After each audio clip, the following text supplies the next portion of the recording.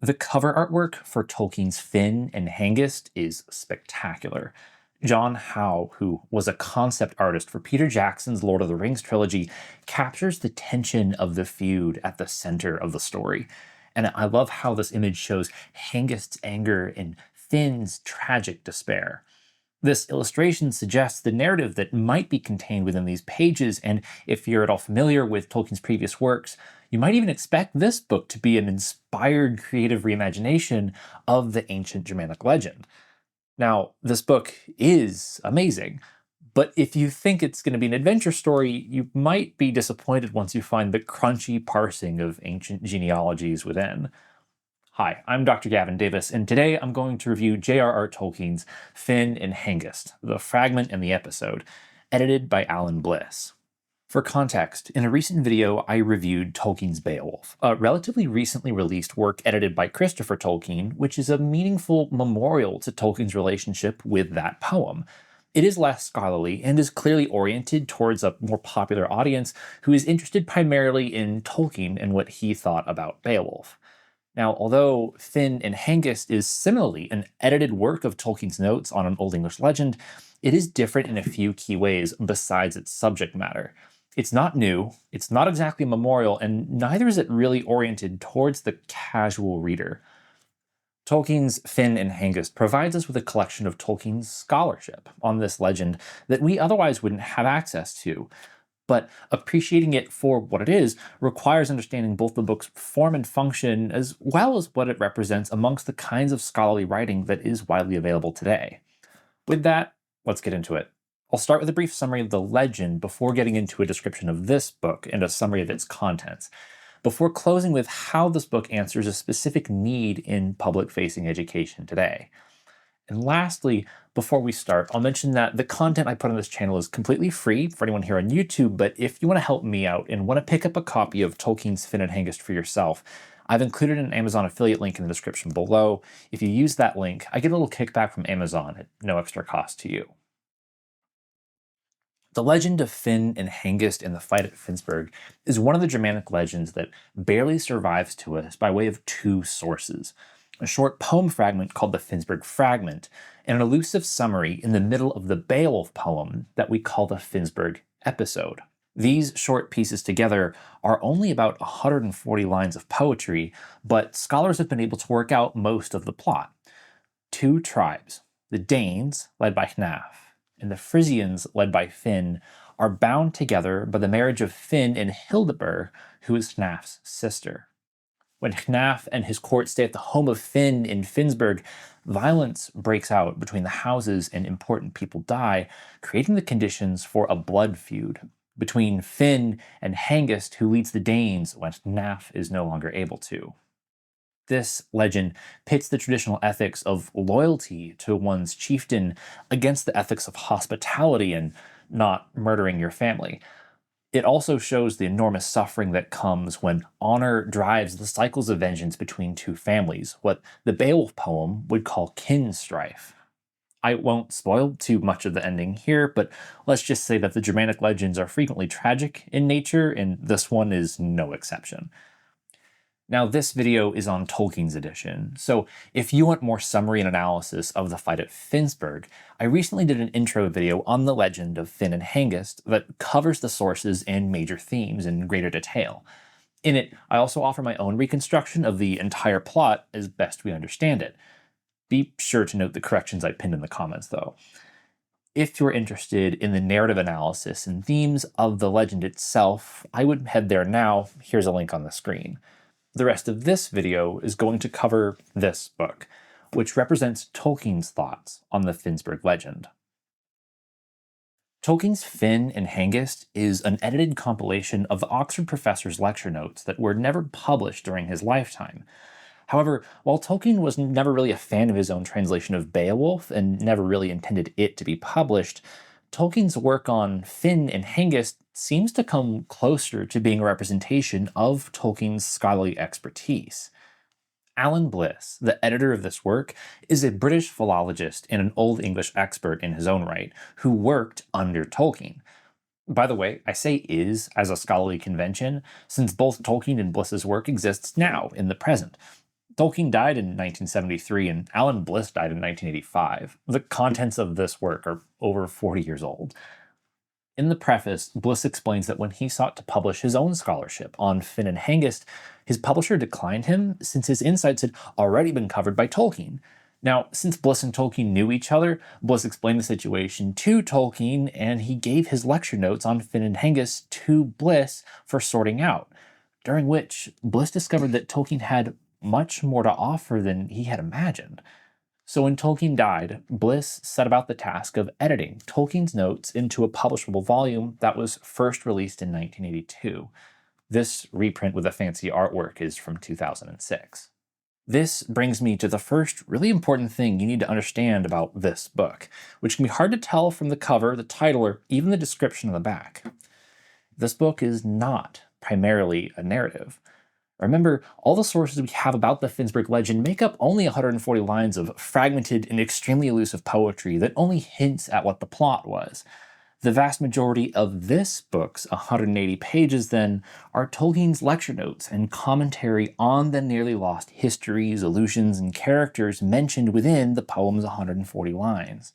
It is crunchy, dense, and pretty academic in that it's not really writing to entertain, but to present an argument to students of Old English literature for a particular understanding of the text. So, let's take a look. The first section is Tolkien's argument regarding the name of the legend. It would seem he would have resented my calling it the Fight at Finnsburg or the Legend of Finn and Hengest. He would have preferred the Freyswall, which means the Frisian disaster, and he thought this was the name of the original lay sung in Beowulf. That's cool and all, but I'm glad Tolkien's publisher understood that most of us don't speak Old English and outside of context would have no idea what a Freyswall is. If you do know Old English, after introducing the Freyswall, the book includes the Old English text of the two sources on the poem, the Finnsburg fragment and the Finnsburg episode. What follows is the content that makes up the core of the book, the glossary of names and the commentary on the text, in which Tolkien parses through each name and reference in an attempt to situate the story within the broader patchwork of legends and events from 5th century northwestern Europe. Several key arguments float to the surface here, which may be of some interest. First, Tolkien gets into the weeds of how the Danes of the Finnsburg episode are connected to the broader tribe of the Danes of legend. Second, Tolkien uses a fair bit of logic, creativity, and an astoundingly comprehensive understanding of legendary genealogies to piece together when the legendary events of the Finnsburg episode may have occurred, about 450 or so. Lastly, a major argument that he develops throughout is a reconsideration of what the mysterious Utes are doing in the story. You see, when I summarized the poem in my previous video, I made the tactical decision to leave out the Utes, who are one of the Germanic tribes living alongside, or perhaps amongst, the Danes and the Frisians. The presence of the Utes, who was or wasn't a Ute, and the role of the Utes in the story is hotly contested and far from resolved, although the theory that Tolkien suggests is a possible one. According to Tolkien's Utes on both sides theory, it may be that the Frisians and the Danes actually had no beef prior to the events of the Finnsburg legend. Instead, the Frisians and the Danes each had Utes living amongst them who had been driven apart by some kind of internal conflict. So, according to this theory, when the Utes from Naf's household met the Utes from Finn's household, this unexpected confrontation sparked the initial violence that then dragged in both houses. It's an interesting argument, for sure.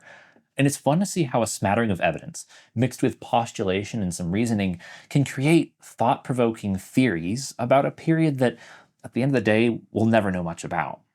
After the commentary, this edition provides Tolkien's translation for the episode and Bliss's translation for the fragment. Tolkien's translation for the fragment doesn't seem to have survived, otherwise it would have been included. Finally, after piecing through so many names, allusions, and references, Tolkien extrapolates the details from his arguments in the commentary to reconstruct what he thought the original narrative of the legend may well have been.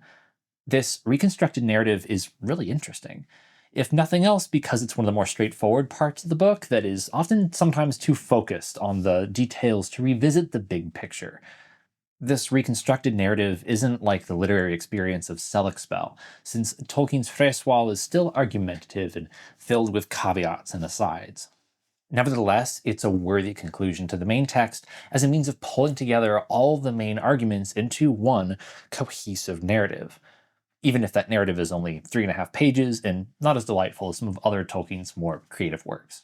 No Tolkien book would be complete without some appendices, and the three short appendices offer some tidy little insights expressed more briefly rather than spread throughout the commentary.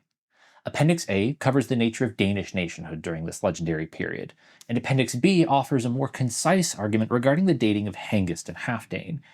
Appendix C is a contribution from Alan Bliss, in which he offers a counter-argument to Tolkien's belief that Hengest was a Ute. Bliss argues that the other legends regarding the colonization of England, like the legend of Hengest and Horsa, make more sense if Hengest was one of the legendary Angles.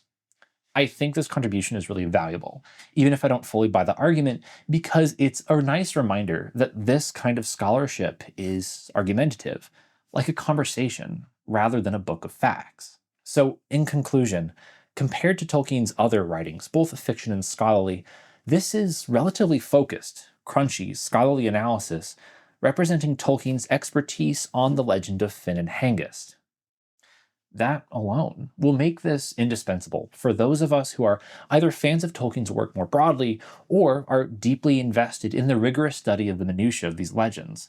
But be warned, it is dense with the particulars of argumentation and the finer points of ancient genealogies. There's no shame in admitting it reads like mid century Oxford lecture notes. It does its best to be exhaustive in its line of reasoning, and if all this sounds a bit dry or boring, it might be, and that's okay. It's not meant to read like Tolkien's fiction, and its presentation doesn't aspire to the heights of Tolkien's The Monsters and the Critics or On Fairy Stories. Remember, you don't need this book to tell you the Finnsburg legend. You can Google the Finnsburg fragment and probably find a decent translation. And you already have a copy of the Finnsburg episode if you have a copy of Beowulf. Just look between lines 1063 and 1159. However, I think this book and what it represents is still important. And to explain why, I need to turn to the problem of access in scholarly research. This channel is primarily about the legends and literature of the Middle Ages, but I do the occasional book review because I believe having access to quality materials is an important part of public-facing education. However, because medieval literature has popular subjects, complex manuscript records, and a fraught critical history, here's looking at you, the Victorians, good quality scholarly sources can be tough to find. There are exceptions, and accessible, rigorous editions of primary sources can be found. But when it comes to rigorous scholarly research on medieval literature, the problem of accessibility gets even worse. You might say this problem of accessibility is a product of the process by which this research is created and distributed, and it can begin with the writing of the first draft. Scholarly practice has traditionally valued precision over, like, how you put it, like readability, entertainment value, which is fine at face value. The skills that make someone a good researcher are not necessarily the same skills that make someone a compelling writer. I have read many awesome works of scholarship with profound and innovative ideas that were a slog to get through. At its worst, however, scholarly writing has used jargon and insider knowledge to become exclusive or elitist, resulting in the idea of the ivory tower of the academy. This was more of a problem a couple decades ago, but only recently have some graduate schools really started encouraging the new generation of academics to focus on making their writing more understandable for non-experts. The problem of accessibility can then get passed down to the production. Since other academics are oftentimes the audience of these works, it might not be people who buy these research books, but institutions and their attached libraries. Books of academic scholarship tend to be pretty plain in appearance, since why spend the money on a pretty cover and marketing if your book is never going to hit the shelves of Barnes and Noble? And because of the academic labor that goes into the creation of these books, into the small institutional audience, individual copies of these books can be really expensive. For example, this is the same scholarly critical edition of the Battle of Malden I used for my graduate research. It has been for a long time the critical edition to use, and I loved working with it. But it is very out of print, so when I bought it for my own collection, so I could use it in an upcoming video, I paid $90 on eBay so I could get a used copy. Sometimes the knowledge hidden away in these books makes it out in the form of textbooks, intros to critical editions, or excerpts presented in classes. After all, in theory, a university education is where you can pay to be taught this stuff by a professional, and professionals can get paid to make their research known. But what happens if you don't have access to a university library or access to that kind of education? And speaking as a former university lecturer who taught writing and rhetoric for 6 years, sometimes even the instructors don't have access to great resources when they have to teach outside of their specialization. This issue of access has been especially on my mind lately. I had the absolute privilege of getting to use Penn State's library system when I was doing my graduate research, and during that time I got very familiar with its racks and racks of dusty old tomes of scholarly writing on the Middle Ages. When I graduated, I had about 170 books checked out from the library, and it was a sad day when I had to return them. Now that I'm an independent scholar, I'm in the process of rebuilding my personal library from just about scratch, and it's expensive. So, you see how this book breaks the pattern? Yeah, it's kind of dry and pretty dense. And if you're not already interested in its niche subject, it might not be an enjoyable read. If it had a bigger bibliography and a more boring cover, it would fit right alongside more scholarly works in the stacks of a university library. In fact, look, this is the cover when this work was originally published in 1982, which honestly seems about right. But here's the thing, it's not hidden away in the university library. I've seen this on the shelves of Barnes and Noble, and you can get it on Amazon for like 16 bucks. So, sure, if you want to say that this reprint is piggybacking off the name of its famous author to sell more books, that might be the case, but I'm not mad because I've still bought it. And it has given me access to Tolkien's insights into the legend of Finn and Hengest that I otherwise might not have access to. I would get it if someone would be confused and maybe even a bit disappointed by the scholarly focus of this book if they had judged it by its cover. In fact, I think that was me when I finally got around to reading it. But even though what I wanted was a long, epic narrative creatively reimagined by Tolkien, I can be happy knowing that this work, taken for what it is on its own terms, is still a strong representation of Tolkien's scholarly approach to ancient legends. And even more importantly, to me, this work represents a bit of research that's made it outside the ivory tower to those of us who want to sink our teeth into some crunchy analysis. Thanks for joining me in this review of J.R.R. Tolkien's Finn and Hengest. I want this channel to be about teaching medieval literature, and most of the videos will be more storytelling and analysis. Still, I believe having access to good editions and strong scholarship is important, and I'm in the process of rebuilding my own personal library, so I think it's worthwhile to do the occasional book review. If you're interested in picking up a copy for yourself and want to support the channel, I've included Amazon affiliate links below where you can get this book or some of my other favorite editions of medieval texts. If you use these links, I get a little kickback from Amazon at no extra cost to you. This channel took off so much faster than I expected. 12,000 subscribers in less than 2 months just floors me. And I'm incredibly grateful to all of you who have joined me in this adventure. Coming up, I have a personal introduction video so you can get a better understanding of who I am and what this channel's project is. Next month, I'll be pivoting to more medieval battle poetry from the 10th century, and eventually, maybe some of the contents of the Anglo-Saxon Chronicle. Till then, thanks for joining. I'm Gavin the Medievalist, and I'll see you next time.